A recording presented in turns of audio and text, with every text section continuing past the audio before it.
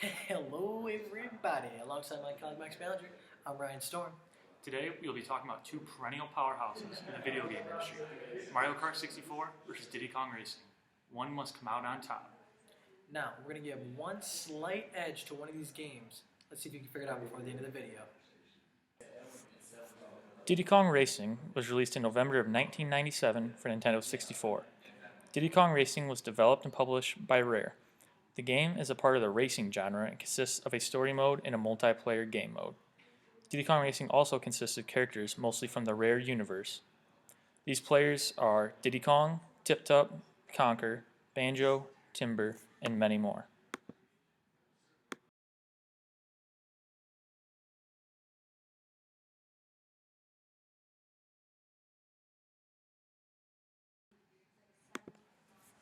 Mario Kart 64 was released in February of 1997 for Nintendo 64. Mario Kart 64 was developed and published by Nintendo. Mario Kart 64 is also considered a racing genre and has a multiplayer mode. Mario Kart 64 consists of traditional characters from the Nintendo universe, such as Mario, Luigi, Donkey Kong, Bowser, Toad, and many others. Another great feature of Diddy Kong Racing is the Central Hub. This free-roaming hub gives the user the freedom to explore the island. This allows the user to search for unlockable features and collect special keys and balloons.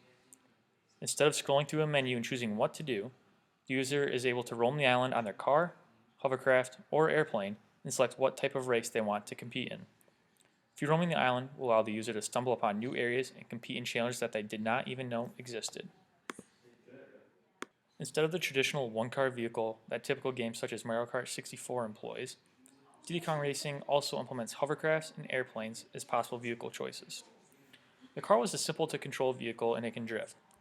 The hovercraft has slippery controls, requiring players to hop to turn.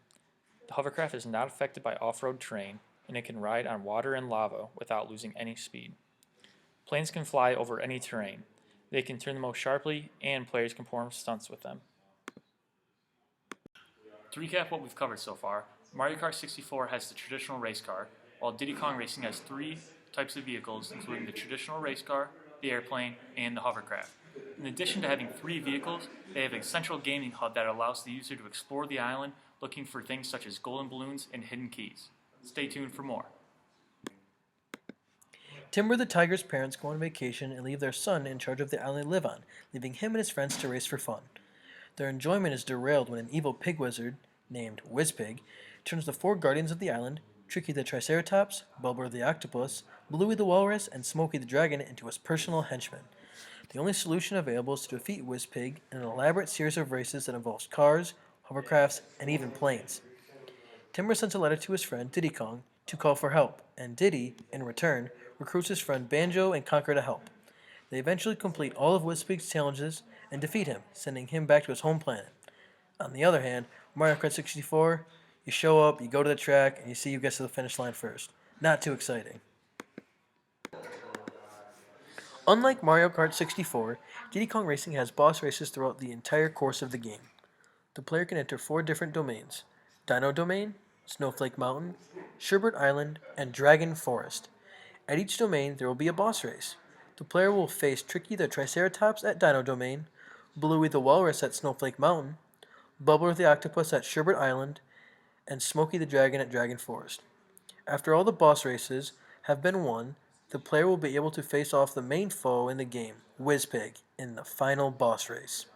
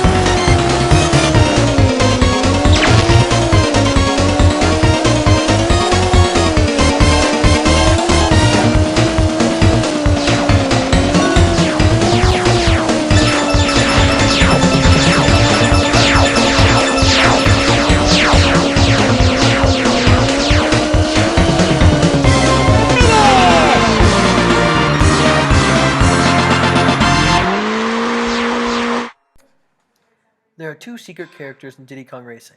The first one is relatively easy to unlock, while the second one is extremely difficult. To unlock Drumstick, you will need to collect all 4 trophies, all 4 pieces of the TT amulet, all 4 pieces of the Wizpig amulet, and all 39 balloons. Once you have done this, go to the area with the frogs near the water at the bottom of the waterfall. One of the frogs should have a pair of feathers sticking out of his back. Carefully run him over, and out pops Drumstick. Now you can select him in the character select screen. He isn't extremely fast and has horrible turning, but hey, at least you can say you have him. Now, to unlock TT, you'll need to start the game in time trial mode. You must race in every track. If you beat the time listed under Time to Meet TT, then TT the clock will appear and then challenge you to a race. If you beat his challenge, you have done what you need to do for that level. You must beat TT's challenge in every level, and then you can play him as well. Remember that TT is extremely fast and is extremely hard to beat. Unlocking TT is one of the hardest things to accomplish in the game, so you can't dawdle. The time to meet TT and the time to beat TT are listed below for every stage. Now let's take a look at the variety of tracks in Mario Kart 64 and Diddy Kong Racing. Let's take a track from Mario Kart such as Wario Stadium. It has hills, walls, and dirt. That's about it. That's the entire track. There's no variation. What about Toad's Turnpike? Cars, roads, more cars, some more road. Rainbow Road? One big rainbow where the second half of the track looks exactly as the first. Now let's look at Diddy Kong Racing. In Crescent Island, you have a road, then you go into a cave, then you go back to a road, then you go into a pirate ship, back out to the road, and then into another darker cave. Even the simplest level, Ancient Lake, goes from road to dinosaur. Dinosaurs? It has dinosaurs. Then what are we arguing here? Yeah, it is. It's pretty cool. It's got dinosaurs.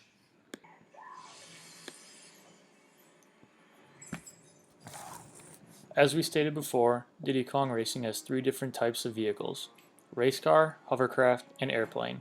Based on which vehicle is chosen, the track will change along with the vehicle. For example, there are courses designated to one specific type of vehicle. However, there are also courses that you can use a different variation of the 3 vehicles. Tracks changing with the vehicle that is chosen gives the game a massive replay appeal. In Mario Kart 64, the user is only allowed to choose one vehicle and the tracks do not change.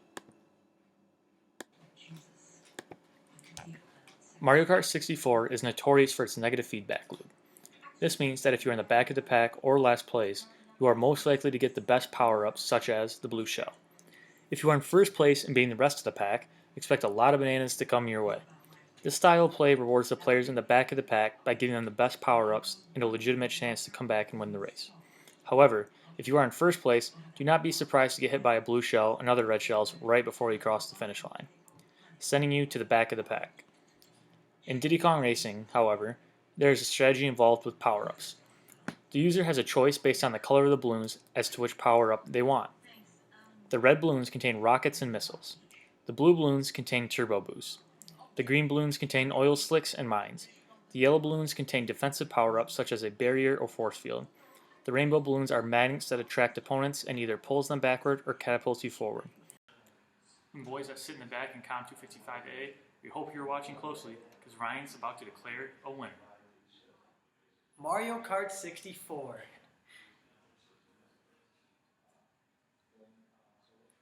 I'm sorry, I made a mistake. It's right here on the prompter.